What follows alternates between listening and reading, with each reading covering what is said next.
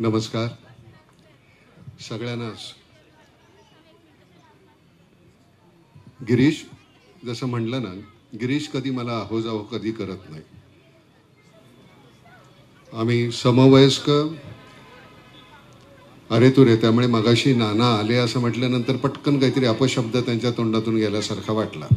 तर तसं नाही म्हणायचं. आपण ज्यावेळी स्टेजवर असतो, दादाला मी कधी मी चंद्रकांत कसा आहेस असंच. कारण गंमत काय आहे, मग हा दादा, तो दादा, शरदराव, उद्धवराव, हे सगळेच माझे. आता तुमचे पक्ष तुम्ही वेगळे स्थापले, त्याला मी काय करू.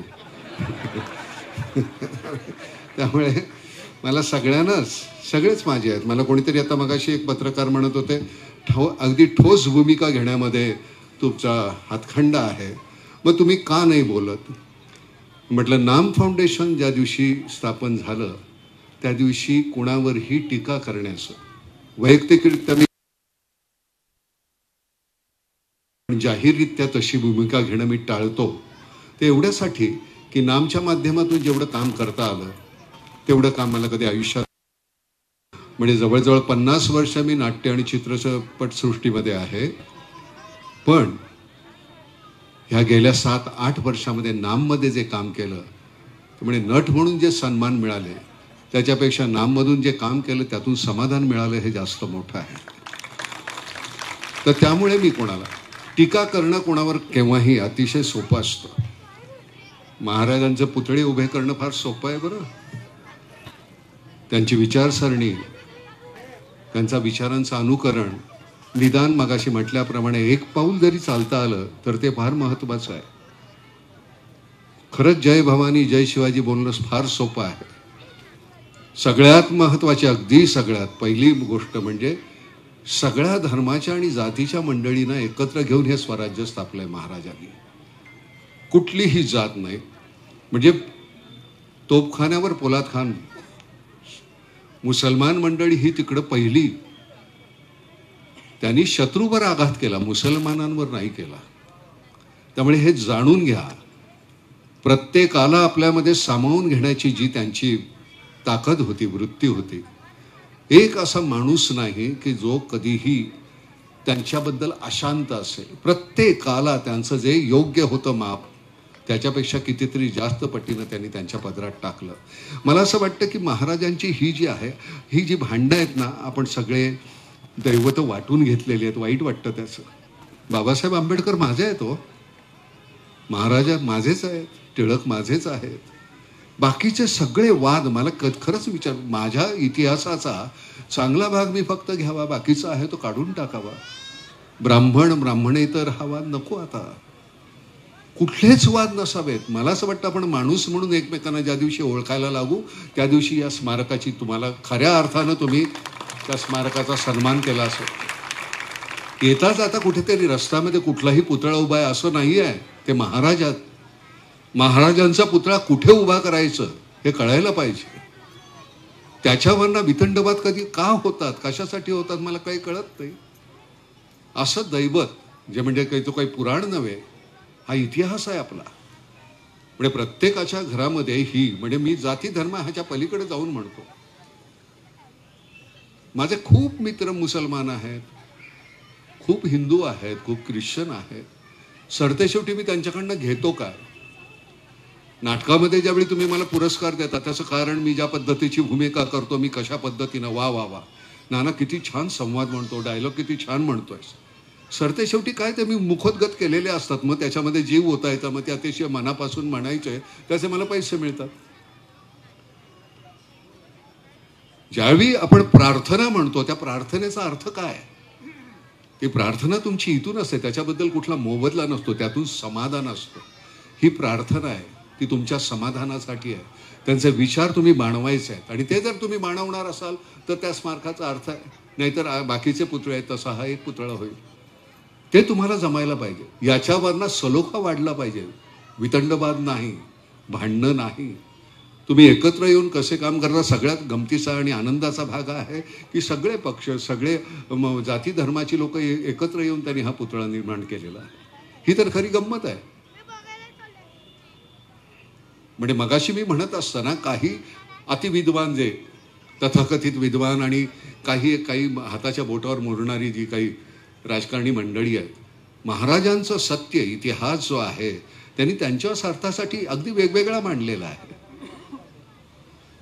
पण मला माझ्यामध्ये ती जाणीव, आपण सगळे शिक्षित लोक आहोत, आपल्याला नेमकं माहिती असायला पाहिजे आणि त्याची तुम्ही सोय करून ठेवलेली आहे खाली तिथे वाचनालयामध्ये मुलांची. याच्यापेक्षा अजून काहीतरी, कुठल्याही गोष्टीची एक सुरुवात असते. आपण आता सुरुवात केली, याच्यातून हा पुतळा ही सांकेतिक सुरुवात आहे. याच्यानंतर अजून काहीतरी होईल, अजून काहीतरी समाज उपयोगी अशी कामं आपल्याकडनंही व्हायला पाहिजे. नुसते पुतळे निर्माण करणं हे नाही.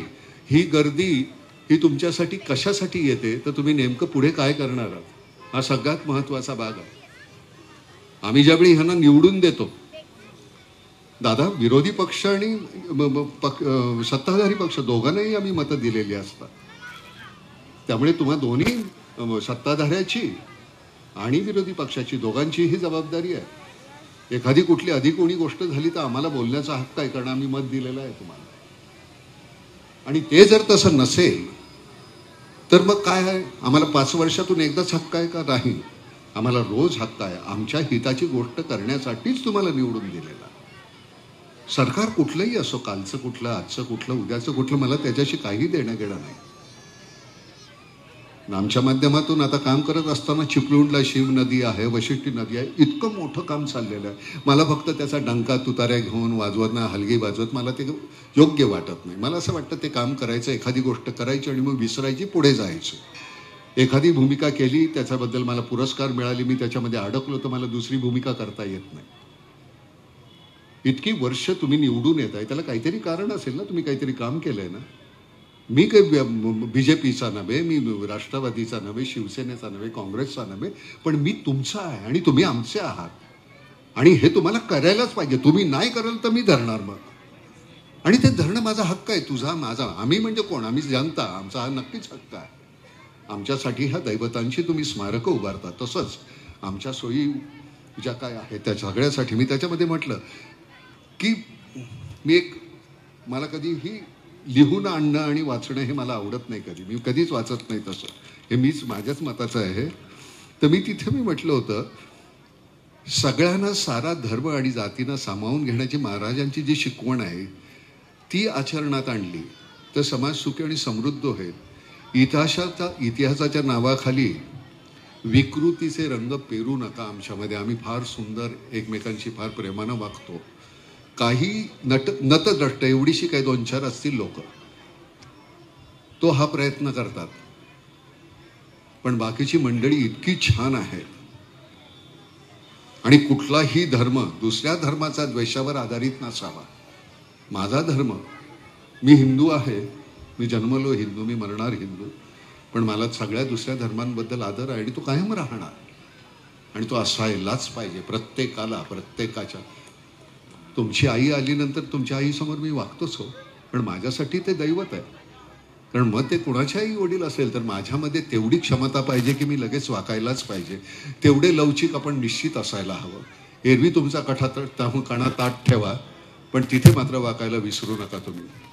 महाराजांनी काय कुठल्या पद्धतीच्या गोष्टी करून ठेवलेल्या आहेत, एकदा फक्त वाचायच्या, त्याच्यानंतर मग इथे शहाणपणा शिकवायला उभा राहिलेला मी हा किती चुकीचा आहे हे तुमच्या लक्षात येतो. मी म्हणजे कोणी इथून बोलणारा.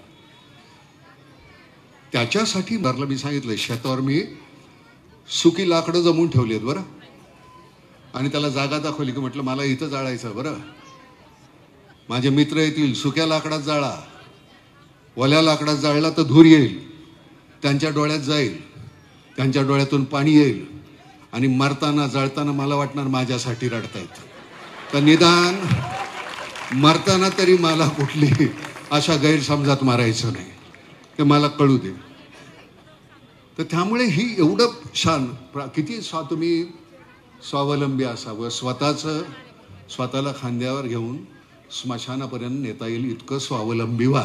आयुष्य सोपं होईल, दुसऱ्या 4 जणांची गरज भासणार नाही. हे इतकं एकदा ज्या दिवशी आपल्याला कळतं ना, मृत्यूची भीती मनातून गेली पाहिजे. दादा गिरीश, तुला खरं सांगतो, इतकं सोपं झालंय आयुष्य. उद्या सकाळी कदाचित बातमी तुम्हाला म्हणजे मी बातमी झालो, मला काही त्याचं वाटत नाही. मुळामध्ये ते जन्मल्यापासून आपल्याबरोबर मृत्यू आहे हो. आणि त्याला घाबरायचा. पहिल्या दिवसापासून जन्माला आलो त्या दिवसापासून प्रत्येक वेळी आता इथून खाली उतरताना कधी गचकल माहिती नाही, त्याला पाय वाकडा पडला म्हणून, तर त्यालाच घाबरतो आपण. आणि जे कोणी आपले नेत्यांना मिठ्या मारत बसतो. तर मला असं वाटतं की मृत्यू ह्याला ज्या दिवशी मृत्यूला मित्र बनवाल ना, त्या दिवशी आयुष्य अतिशय सोपं जाईल. ह्या माझ्या राजानं त्या मृत्यूला तळहातावर घेऊन आपल्याला जगवलेलं आहे.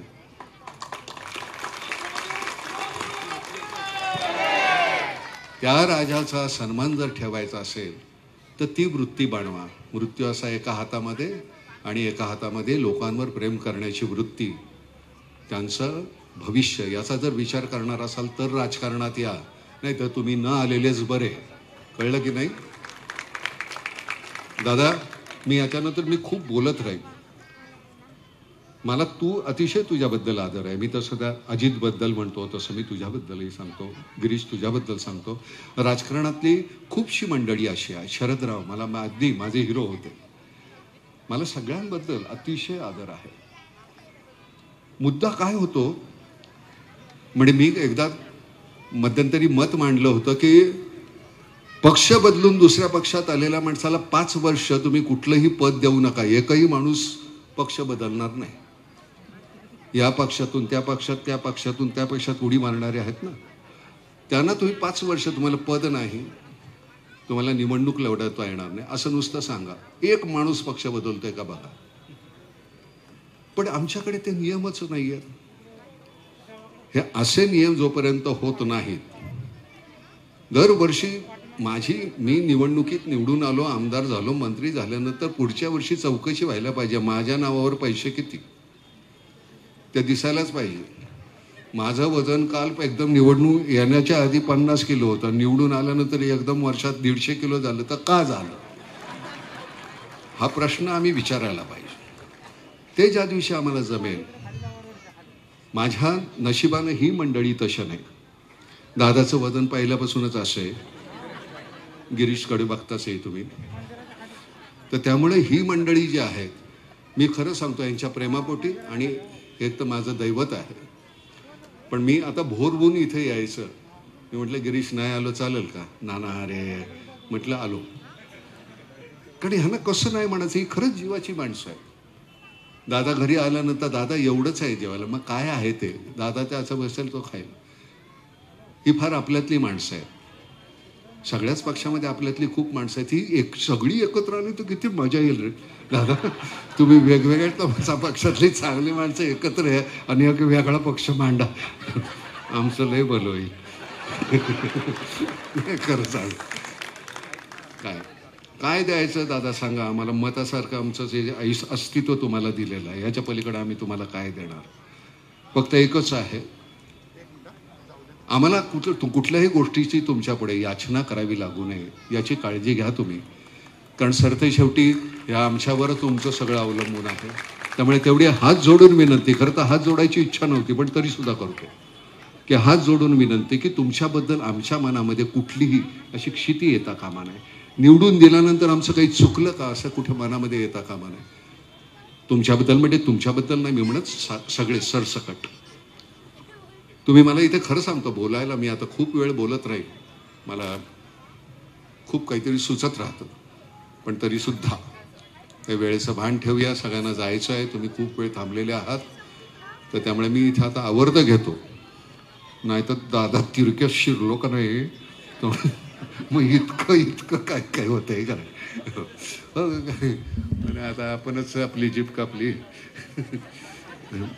असो, पुन्हा भेटू आपण. मला मी नट म्हणून सोडा, नट म्हणून आहेच.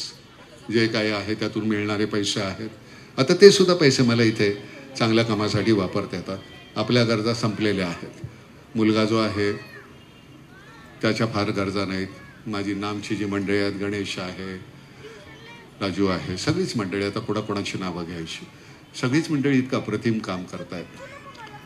कधीतरी या तुम्ही ऑफिसला आणि कधीतरी तुम्ही नामच्या वेबसाईटवर जाऊन बघा. प्रत्येकाने आपल्याला जमेल तेवढं जर केलं ना तर आपला समाज सुखी होईल. तेवढी एक विनंती करतो आणि थांबतो.